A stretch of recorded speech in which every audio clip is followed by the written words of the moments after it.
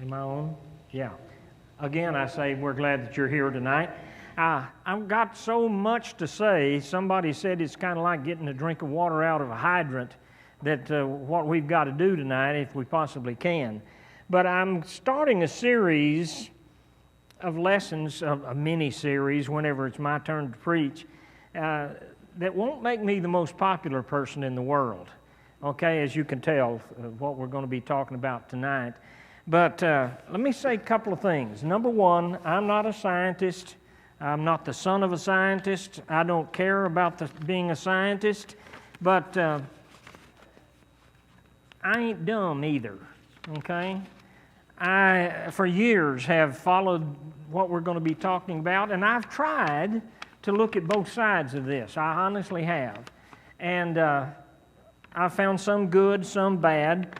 But if you disagree with me on this, I wish we'd be talking to all ages tonight, because it's not us old folks that need it. It's the younger people that need it. But I would invite them to look at the tape some other time. I wanted to read to you this newspaper article. The Arctic Ocean is warming up. Icebergs are growing scarcer, and in some places the seals are finding the water too hot, according to a report to the Commerce Department yesterday from a company called Consulaft at Belgian, Norway. Reports from fishermen, seal hunters, and explorers all point to a radical change in climate conditions and hitherto unheard of temperatures in the Arctic Ocean. Exploration expeditions report that scarcely any ice can be seen as far north as 81 degrees and 29 minutes. Soundings to a depth of 3,100 meters show that the Gulf Stream, even at that level, is still very warm. Great masses of ice have been replaced by moraines of earth and stones. The report continued.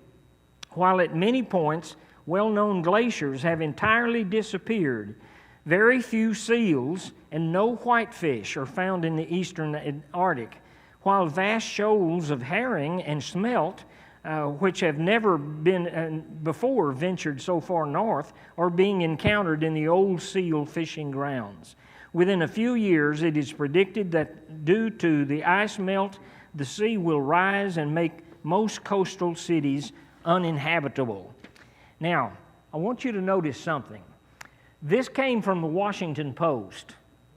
Not too surprising, but this came from the AP, though, the publishing company that services newspapers, and it was printed November the 2nd, 1922. Now, folks, let me tell you, that is almost word for word what they're saying today, isn't it? And I admit that I'm kind of prejudiced, but I'm prejudiced not because it's of some of the reasons I'm going to give you here, but because God doesn't like the concept. And I'll tell you why just a little bit later.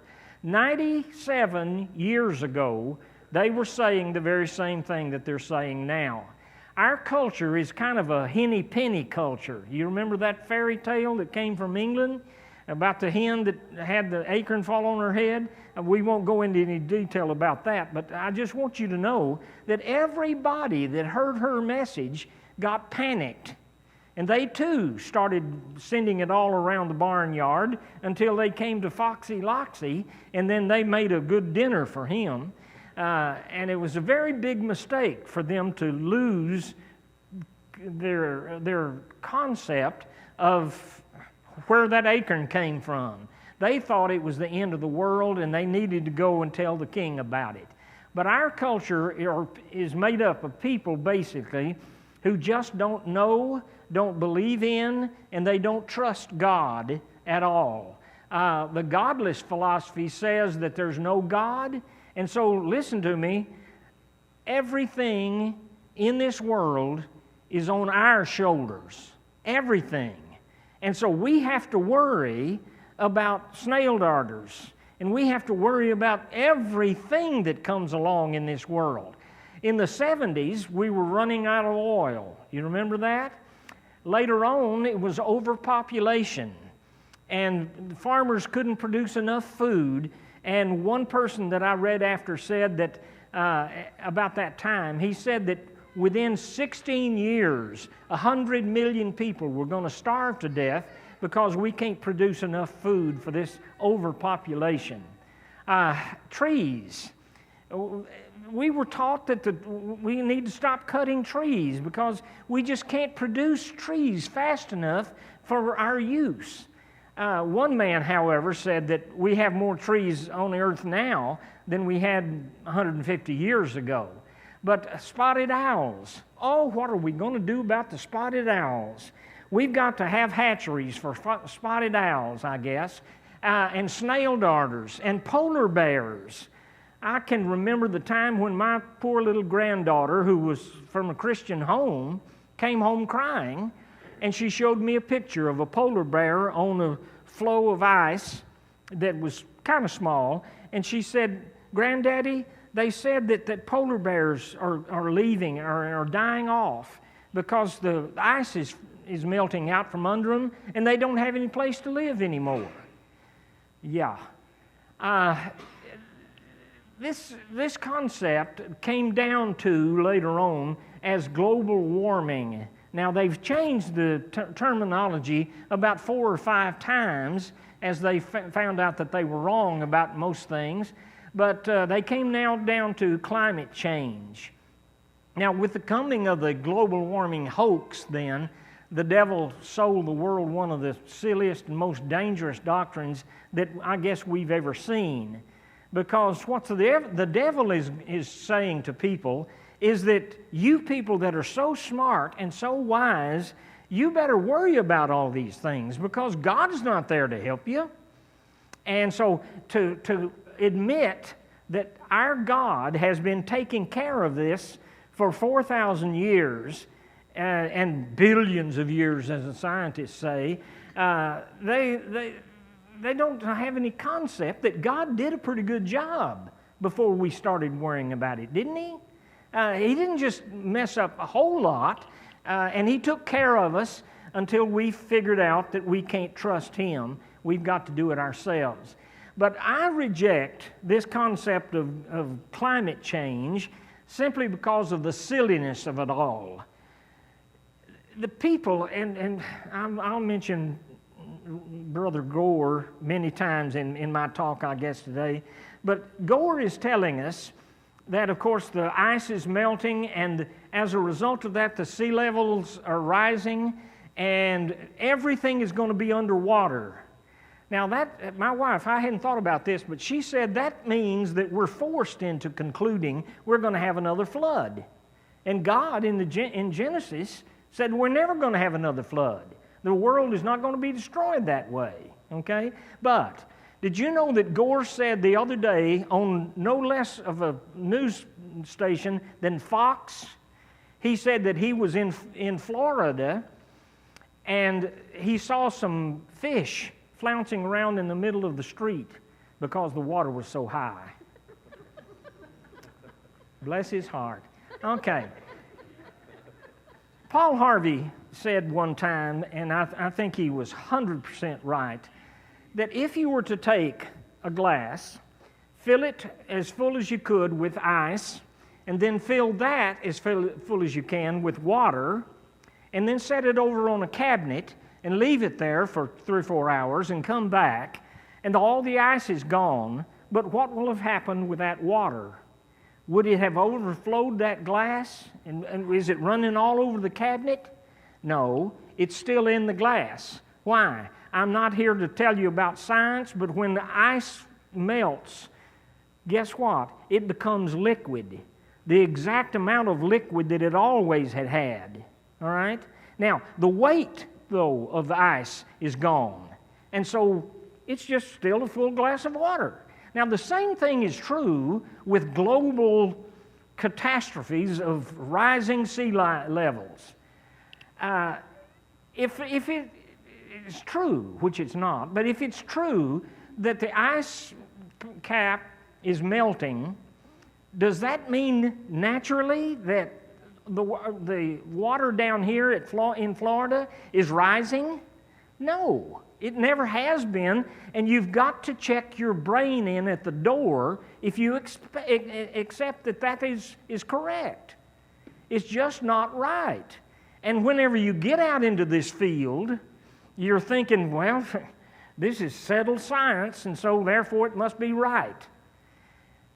I'd like to talk about settled science sometime, but I don't have time to do that. But the second reason that I reject this climate change concept is that the proof is so messed up.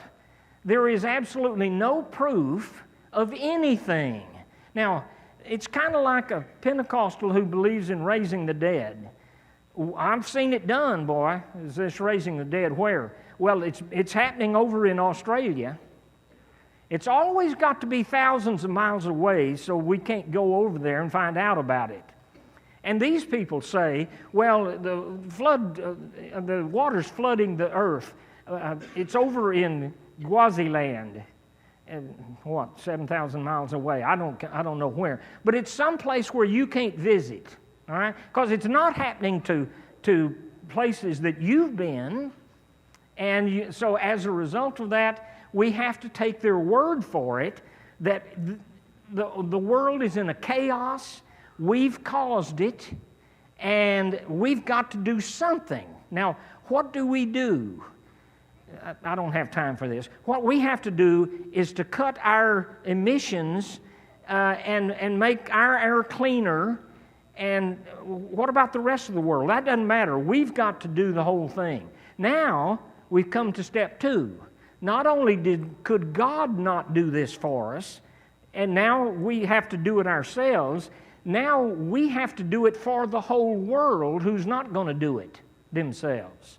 You follow me?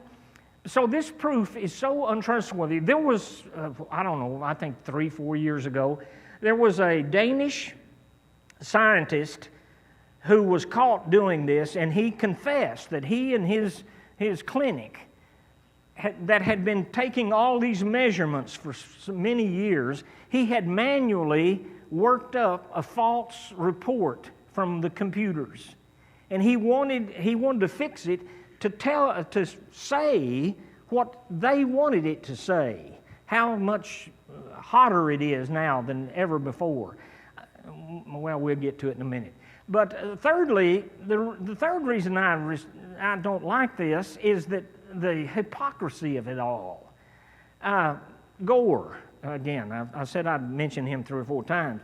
Mr. Gore has 2 huge houses, and he shuttles back and forth to them in his private jet. Every place he goes to lecture to all of us lesser folks about a smaller carbon footprint, he takes that jet. Now, he couldn't ride a donkey and save his carbon footprint. He's got to take a jet. And so he's got a lot to answer for, I think. But a French foreign minister by the name of Laurent Fabius, he was a socialist, advised us that we have 500 days to avoid climate chaos. And I think about 300 or 400 of them's already gone, folks. We're in big trouble, okay? Leonardo DiCaprio went to France when they were trying to do the France Climate Accord treaty, and he just preached and preached and preached to us ignorant folks that the world doesn't have much longer at all if we don't do something, okay? And he had taken his jet across the ocean to do that, and he met with about 30 or 40 other people to the point where they could just barely get all those jets on the airstrip. Now, the hypocrisy of that, if you're really concerned about it, why don't you walk a lot more? Why don't you do away with your air conditioning? It's kind of like this. I heard the other day about the homeless problem. Was it L.A. that did this? The city council got together and we're talking about it. No, it wasn't L.A., excuse me. because their problems were just beginning. Maybe it was Austin. But the city council got together and said, we love those homeless folks, and they can put up their tents anywhere they want to except in front of the city hall. Don't bother me with it, okay? Well, anyway, it's this all the time, where I talk a big game and I don't do anything to help anybody because I don't care about you guys. I just want to make the money off of it. At least that's what I have to draw. But listen to what Jesus said, and I'm not going to try to misrepresent this, but I want you to just think about it. Jesus ended his Sermon on the Mount by saying, don't worry, or one section of that sermon, don't worry saying, what shall we eat, or what shall we drink, or what shall we wear? For the pagans run after all these things, and your heavenly Father knows that you need them. But seek first his kingdom and his righteousness, and all these things will be given to you as well. Now, doesn't that sound like he wants you just to trust him? And if you trust him, you will have all these things that you're worried about. Because he said the pagans do that. They worry about where the food's coming from and where the water's coming from and what am I going to wear tomorrow and all that. Why? Because God's sure not there to supply it for me. And it's that same kind of a problem that has gone on and on and on down through the years. Now, when global warming was exposed, James Lovelock changed the name to global heating. John Holdren's changed it to global climate disruption, and then they changed it to greenhouse effect, and then in the winter they called it the vortex. And what's wrong with this theory? It basically is wrong from the beginning. This started out years and years and years ago, and people before mass media just listened to it and laughed it off because a bunch of crazies were saying this. Now, we've got it in the media. It's being sold to the American public. At least 3 different states are including it in their agenda in education. And now our grandchildren, folks, and our great-grandchildren are going to be taught that every day that they go to school. And they're going to grow up thinking that's got to be it because that's settled science, folks. And they never ask a question about it, not one. The reason I reject this, too, is that there's just no old evidence. People will come out every summer and say, oh, this is the hottest summer on record. You know how old that record is? About 200 years, and off of billions of years that they claim. Okay? 200 years. That's not even a drop in the bucket. But this is the warmest summer on record. How do they know that? Well, okay. The world believes this because they've just been sold the idea, and that's fashionable, and you're stupid if you don't follow in the footsteps of these great scientists who say it's true. And we're so panicky, we've got to do something within 16 years or everything will be gone. It's 500 days, too, some people say. From the earliest time, this concept then was declared to be indisputable.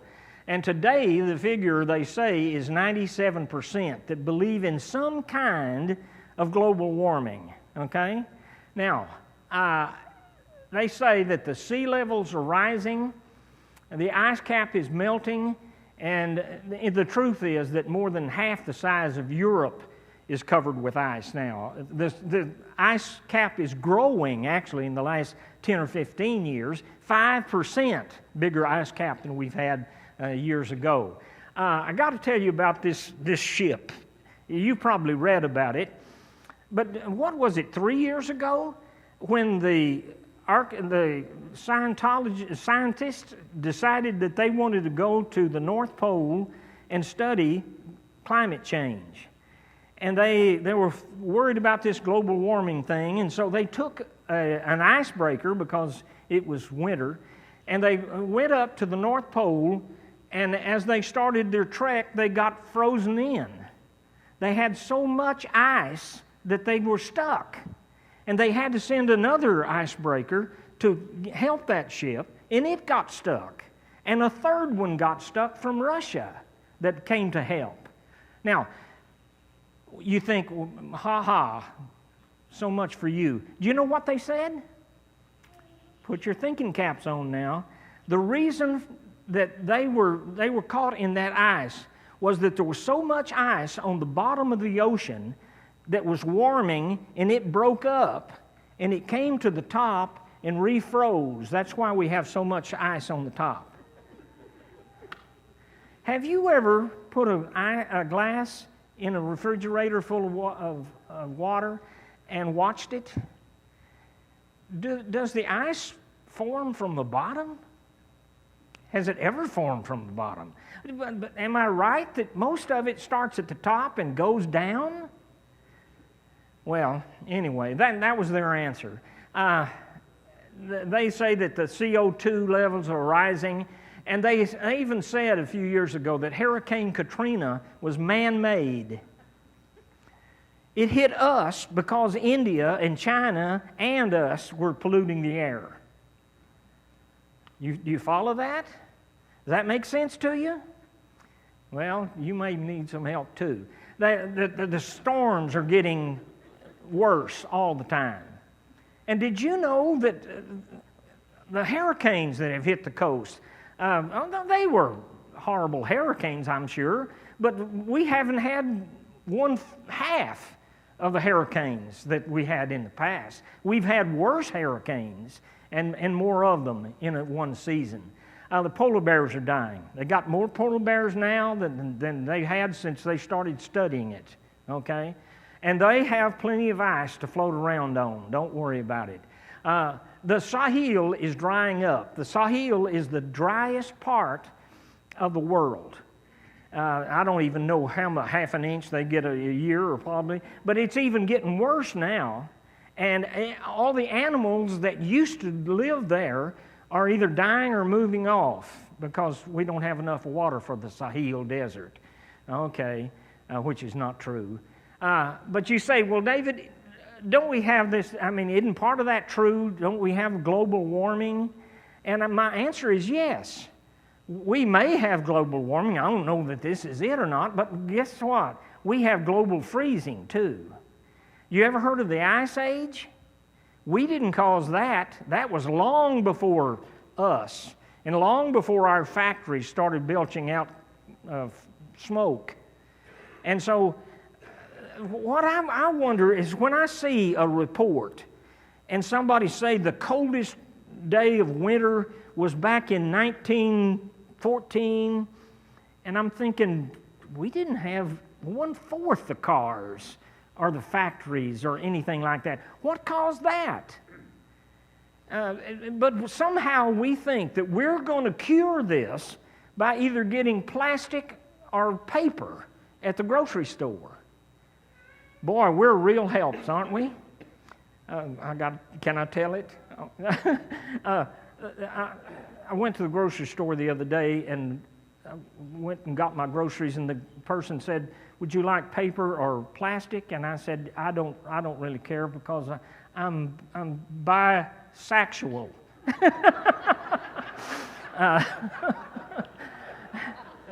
No, but seriously, what? Settle down now. What good is getting plastic going to do? Because that's going in the garbage can, and it's going to fill up garbage cans just like paper does. Oh, well. The U.S. climate scientist by the name of Wisław Moskowski, he says Earth has a fever, and that may be true. The Arctic summer ice back in 2002 could completely disappear by 2013, they said. They only missed it by about 6 years, and it's still not gone. Others estimated that we've got 7 years left, some even sooner, like that 500 days. The media now, MSN, is announcing that this is the hottest year ever, and we're going to hear that every summer that it comes along. And they're going to see things that are just horrible in our climate, and we just got to do something about it. All right, but the most dangerous reason that I fight against global change, climate change, is this. It is a denial, folks, of God's power. Now, do you actually think that Jehovah God, who made this world, created it in 6 days and rested on the seventh, messed up and He's losing control of the weather? And it's because that we, mighty men that we are, we run too many factories and we've got too many cows out in the fields letting off gas. Well, there's a great reason. I'll never eat a steak again. No, maybe I should eat the steak so we get rid of those. Well, I don't know. I'm a little confused about that. But anyway, somehow we claim that God can't take care of us anymore. He just let it slip up. Can you imagine God saying, whoa, I didn't see that coming? Not the God I serve, okay? And two, it's kind of a disobedience to say that God can't take care of me, so I've got to worry about every little thing on the face of the earth. That's insane, first of all, and it's something that God will not tolerate. Well, what is happening? We're going through natural stages of hot, cold, hot, cold, hot, cold, and it's going to happen that way for all the time that God allows on this earth. We're going to have hot times and we're going to have cold times, but it's not saying that we caused it. You're not big enough to cause it, okay? You're not mean enough to plan it, okay? God who sits in the heavens laughs at you if you think that you can make a difference like that. Well, it's nothing that we did. We've just gone through ages, like the hot age and cold age or ice age, but the weather is not out of God's control. Over the past 10,000 years, somebody said, the amount of greenhouse gases in our atmosphere has been relatively stable. We don't have to worry about it. It's not getting out of hand. But I want you to listen to these next two passages and write them down, and please remember them if you're ever talking to anybody about climate change, okay? Especially global warming. Job 38:8. Where were you? Now, let me say that Job had asked God a bunch of questions all the way through 37. God comes in 38 and says, well, now, isn't that amazing? Where were you when I did this and this and this and this? And this is one of them. Where were you when I shut up the sea behind doors? Listen. When it burst forth from the womb, when I made the clouds its garment and wrapped it in thick darkness, when I fixed the limits for it and set its doors and bars in place, when I said, quote, this far you may come and no farther. Here is where your proud waves halt. Did you know that when God made the ocean, He also made the shore? And He said to those waves, you're not going to come any further than this. You're not going to come to Midtown Miami and have fishes flouncing around down there because our sea levels are rising. Tides rise, sea levels don't, okay? Now, another one. Proverbs 8:29. He gave the sea its boundary so the waters would not overstep His command, and when He marked out the foundations of the earth. Colossians 1:16, for by Him all things were created, that is Jesus, things in heaven and on earth, visible and invisible, whether thrones or powers or rulers or authorities, all things were created by Him and for Him. He's before all things, and by Him all things consist or hold together, literally, okay? Jesus made it, He sustains it, and He will end it when it comes to the end, okay? This is not going to be anything getting out of control. It's going to be when God says, all right, it's over.